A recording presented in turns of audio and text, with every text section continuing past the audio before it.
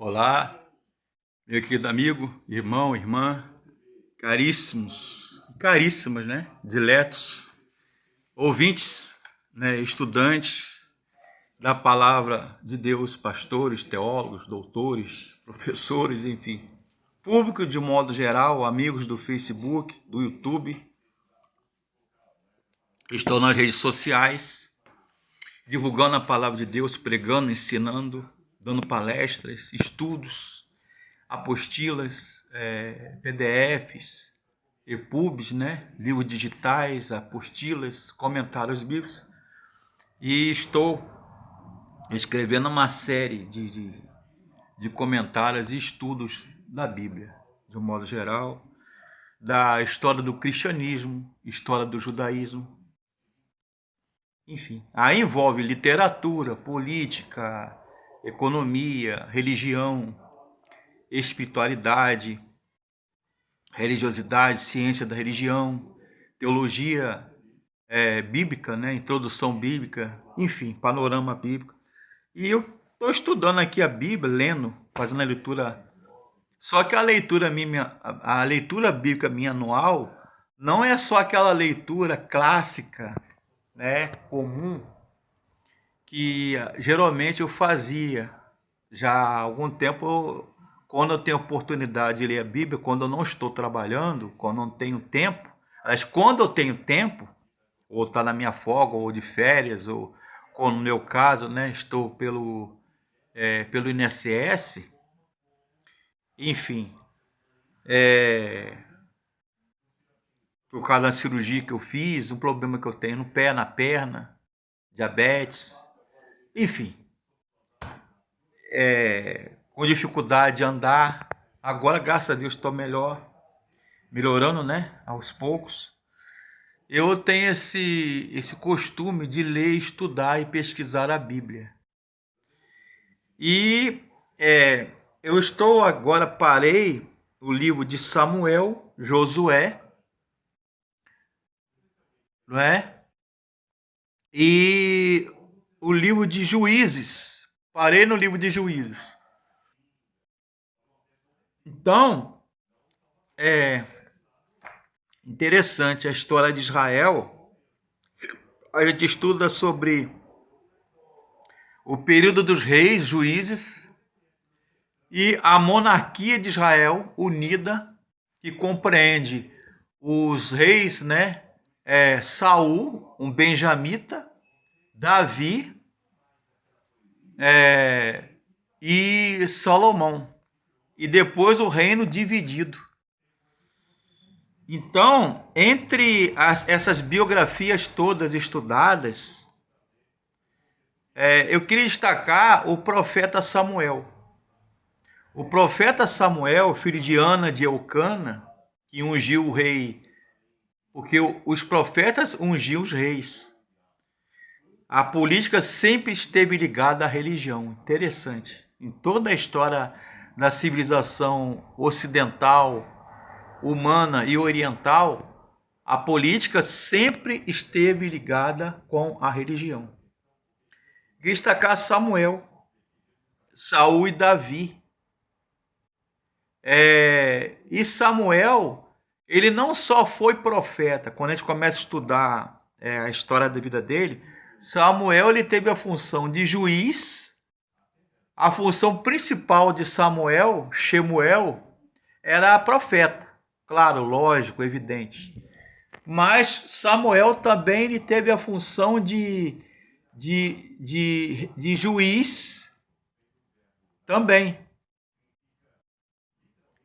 E relatada nos dois livros históricos de Samuel, 1 Samuel, 2 livro de Samuel, registra a transição, o tempo dos juízes e o estabelecimento da linhagem real de Davi. Samuel, eu digo que Samuel foi o último dos juízes, o primeiro dos profetas, sendo usado por Deus para estar à frente de Israel no difícil período intermediário entre a teocracia, ou seja, teocratia, do grego, né? teocracia, governo de Deus, e a monarquia, quando a vida espiritual do povo estava péssima.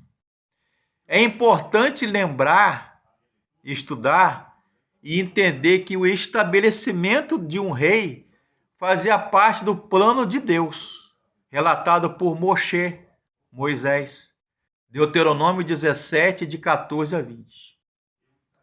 Estabelecerei sobre mim um rei, como todas as nações, que se acham em redor de mim. Estabelecerás com efeito sobre ti como rei aquele que o Senhor teu Deus escolher. Ao estudar e ler a história de Saul, Samuel, os reis, profetas, juízes, percebemos que a sua vida ilustra o princípio fundamental da obediência. Condição para a bênção, condição sine qua non, como se dizia antigamente, para a bênção de Deus. Por exemplo, Shaul, né, o rei Shaul, ele foi rejeitado por Deus e pelo povo.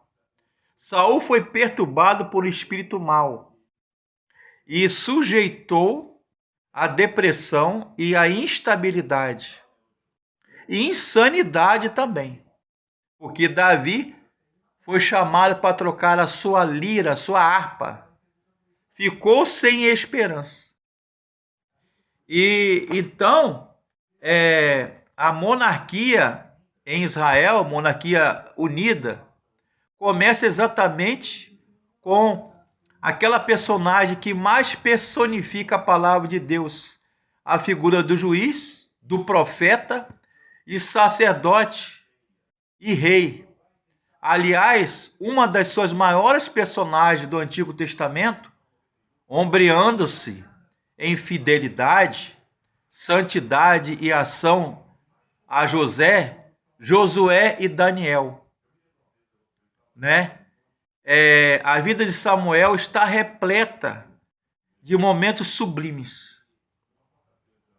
Sua concepção, eu falo aqui no meu artigo, sem dúvida, instrumentalizada por Deus, sua dedicação, profeta Samuel, né, que também foi juiz, ele é um culto junto ao santuário em Siló, e sua fidelidade junto ao envelhecido e frágil sacerdote Eli.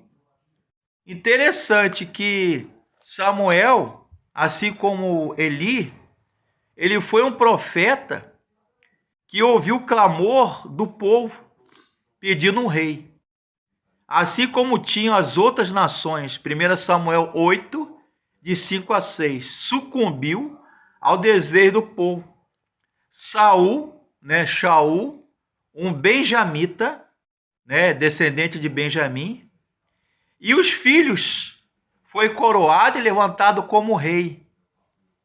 Mas a gota d'água, um dos estopins para o povo de Israel na época de Samuel pedir um rei, assim como as demais nações tinham, quando você vai ler a Bíblia, no Velho Testamento, foi porque os seus filhos, os filhos de Samuel, assim como os filhos do sacerdote Eli, Ofni e Finéias, eles meteram os pés pelas mãos, eles erraram, pecaram. Eles foram juízes corruptos em Berseba. E eles aceitaram o suborno e perverteram o direito, o que levou os anciãos do povo de Israel a pedir um rei, avareza. E o nome dos filhos de Samuel, um deles era Abias, né? Em hebraico é Aviá, quer dizer, meu pai é Jeová. 1 Samuel 8, 2 e 1 Crônicas 6, 28. Então, os filhos, né, os filhos de Samuel eram Joel e Abias, ou Aviá. 1 Samuel 8, de 1 a 2. Então, eles foram corruptos. eles foram corruptos. Então, os juízes, até o livro de Ruth, eles tinham um ciclo vicioso, que era queda, fracasso e misericórdia. Juízes 2:12 e Juízes 21:25 a gente lê. Eles abandonaram o Senhor Deus dos seus pais e foram-se após outros deuses.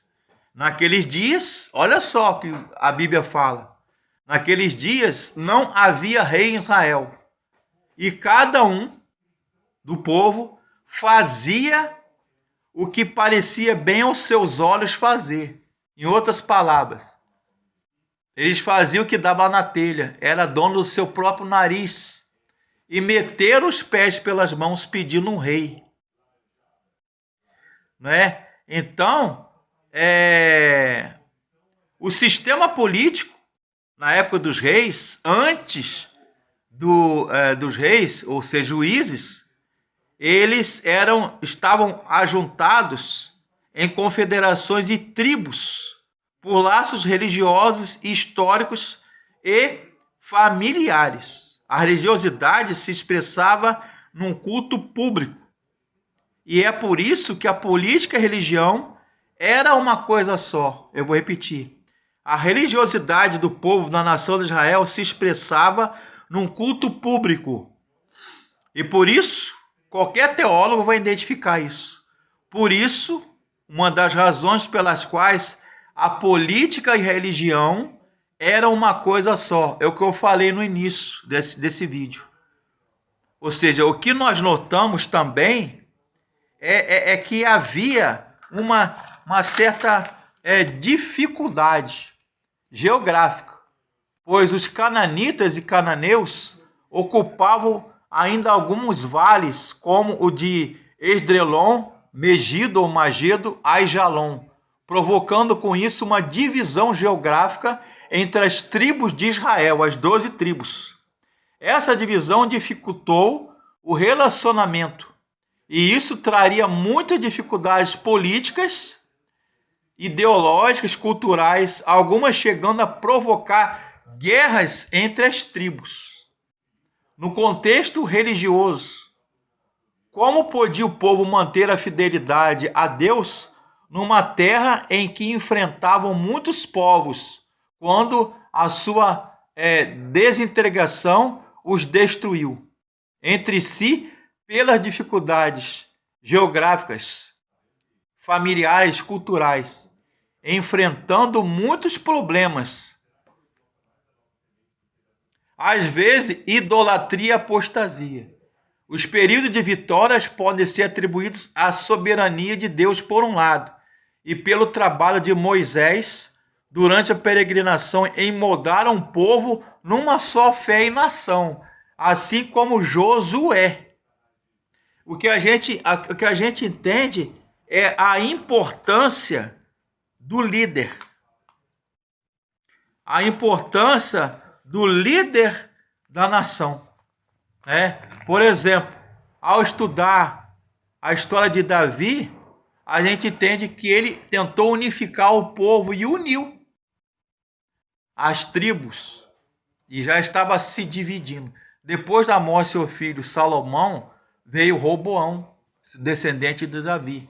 Começou a adorar o bezerro, começou a se misturar com os povos cananeus, midianitas, filisteus e outros povos, e começaram a adorar os deuses pagãos, a casamento mistos, que lá na frente, quando a gente lê o livro de Esdras, já o retorno do povo do cativeiro, com Esdras e Neemias, restaurando o povo, o templo, os muros, Jerusalém, já estavam casados com mulheres não judias e hebreias, da nação de Israel. E isso ao Senhor era cultural e espiritual. Por isso que eu falo que economia, religião e política sempre andaram juntas, desde o começo dos tempos. Porque Deus queria ser o rei da nação de Israel, mas o povo pediu um rei, que foi Saul. E um dos motivos foram os filhos de Samuel, profeta, que ele já estava velho, assim como o sacerdote Eli, seus filhos Ófine e Finéias, fizeram coisa errada, fizeram o que era mal, uma linguagem bíblica, fizeram o que era mal aos olhos do Senhor. E os filhos de Samuel, quando você começa a ler o livro de Samuel, capítulo 8, você vai saber quem foram os dois filhos de Samuel, o profeta, que foi Joel e Abias. Também erraram. Isso significa a importância do líder, do rei, e a importância dos pais. Samuel foi um grande líder, assim como o profeta Eli, o sacerdote Eli, perdão. Mas seus filhos não andaram de acordo, assim como alguns reis, como por exemplo Asa, Acabe, Manassés, que foi um rei terrível de Israel, que queimou seus próprios filhos a Moloque, uma divindade pagã, cananeia. Eles também fizeram coisas erradas. Então, quando subia um rei bom, morria, o seu filho se desviava, o povo também se desviava. Quando o juiz também bom morria e via um juiz corrupto, o povo também andava errado, se afastava dos caminhos do Senhor na idolatria, prostituição e apostasia, ou seja, afastamento da presença do Senhor. Então, olha a importância dos pais, vocês pais, que são pais e tios, não deixam de ser responsável por uma criança, um jovem, um adolescente. Vocês sabem que tem uma pessoa a ser cuidada e criada sob seus cuidados. Eu me lembro muito bem, com saudosa memória, pastor Mauro Israel Moreira, da Primeira Igreja Batista em São Gonçalo, Rio de Janeiro, quando apresentava uma criança na igreja, ele sempre exigiu que os pais e os tios fossem lá na frente da igreja e colocassem a mão sobre a criança. Porque eles falavam, vocês pais, principalmente os pais, vocês têm uma responsabilidade enorme sobre a criação, educar, ensinar, instruir, como diz a Bíblia, né? Em Provérbios, né? Instruir o menino no caminho do Senhor, né? E até quando ele envelhecer, não se desviará dele. Sempre citava esse texto em Provérbios. E os pais e os tios.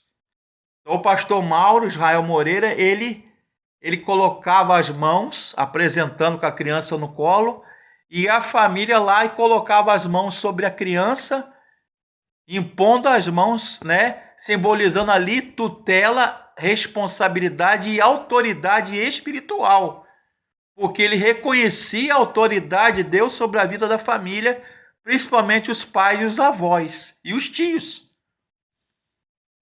Eu não sou pai ainda, mas sou tio. E eu entendo, minha esposa também entende, nós entendemos que os filhos e os sobrinhos são herança do Senhor. Então a gente tem essa responsabilidade de ensinar, de instruir, de educar, de ser exemplo. Mais importante que as palavras é ser exemplo. Porque não adianta eu chamar a atenção de um sobrinho, de um filho, de um neto, se eu não vivo aquilo, se eu não dou exemplo. Enfim, então, estudar, eu sei que é cansativo, é enfadonho, até maçante. Você, quando começa a ler a Bíblia, uma leitura anual que alguns fazem, de ler, começar do Gênesis e até o Apocalipse, o último livro da Bíblia do Novo Testamento, no final do ano, em dezembro, leia a Bíblia toda, de capa a capa, como se dizia antigamente, e passar por esses livros, Crônicas, Reis, Samuel, porque a gente vai ver ali o porquê. Algumas coisas lá na frente você vai entender. Porque o povo foi para o cativeiro, na Babilônia, no Egito. Porque alguns reis pagaram caro E profetas também pagaram caro, até com a morte, porque desobedeceram ao Senhor. Aí fala, mas Deus pune, Deus castiga. Mas Deus não é graça, misericórdia e amor? Sim, é verdade. Mas Deus também é santidade e justiça. Então a sua justiça e a sua santidade tem que estar de braço dado com o amor e a misericórdia. Deus não é injusto. Ele ama. Mas ele disciplina, ele orienta e ele educa. Assim como o pai terreno, Deus também é um pai. E ele quer o melhor para nós, os seus filhos. E o povo de Israel foi educado. Passaram 40 anos no deserto, com Moisés e Josué, até a terra de Canaã, a conquista da terra da promessa, a terra que mana leite e mel, como diz a Bíblia. Mas até lá foi estratégia e plano de Deus. Eles ficaram 40 anos ali, depois ir para o cativeiro na Babilônia, voltar do cativeiro, já com Esdras e Neemias, o sacerdote e escriba, e líder do povo, reconstruíram o povo, a nação de Israel, para continuar a história dos hebreus, dos judeus, a história de Israel e do povo. São lições maravilhosas, né? A Bíblia, ela é um tesouro, é um livro inigualável. Então é muito fascinante e importante a gente ler a história de Israel, a história do povo, que é a nossa história, do povo de Deus.